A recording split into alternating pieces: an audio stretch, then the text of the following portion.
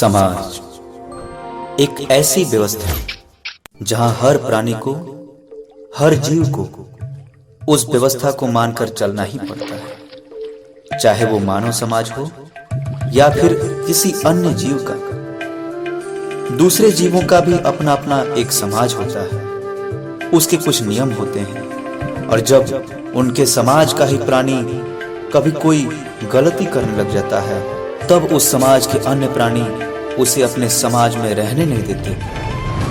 जब वन्य जीवों में, अन्य प्राणियों में समाज का इतना समझ है, तो मनुष्यों में कितनी होनी चाहिए, जरा विचार कीजिए। जिस प्रकार अन्य जीवों का समाज है, वैसे ही सबसे उन्नततर समाज तो मनुष्यों का है, जो कि एक और अविभाज्य है। परंतु कुछ असामाजिक तत्व हिंसात्मक रुख अपनाकर, शोषणात्मक रुख अपनाकर आज अपने ही समाज के अन्य वर्ग के लोगों को प्रताड़ित कर रहे हैं, उनका शोषण कर रहे हैं। जात पात के नाम पर, मजहब रिलीजन के नाम पर, लिंग भेद के नाम पर मानव समाज में अपने आप को ऊंचे दर्जे का मानने वाले लोग आज अन्य वर्ग के लोगों को नीचा दिखाते हैं, उन्हें नीचे दर्जे का मानते हैं, उन्हें प्रताड़ित करते हैं और उनका शोषण करते हैं। और जो समझदार हैं, जो अपने को राष्ट्रवादी कहते हैं, अपने आप को सामर्थ्यवान मानते हैं, बुज़दिलों की तरह उन पर हो रहे अत्याचारों को,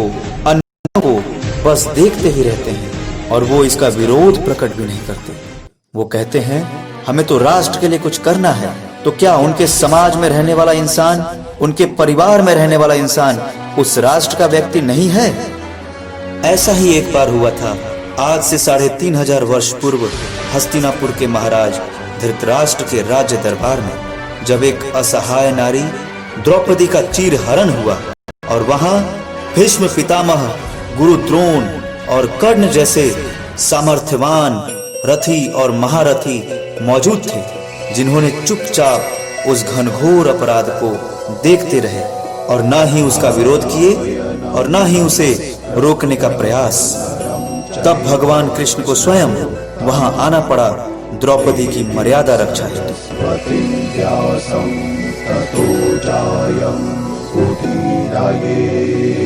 और जब बात संग्राम तक आ पहुंची, तब सब कुछ जानते हुए भी अपने आप को अधर्म पक्ष का बंधक मानकर अधर्म के पक्ष में रहकर संग्राम किए। परिणाम क्या हुआ? जिस पक्ष में स्वयं ईश्वर थे, वहां धर्म था और विजय लाभ उन्हें ही हुआ।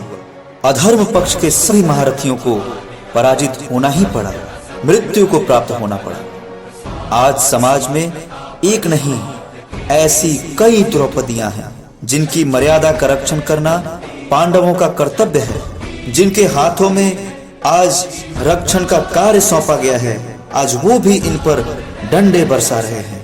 तो ऐसे लाचार अवस्था में वो जाएं तो जाएं कहां?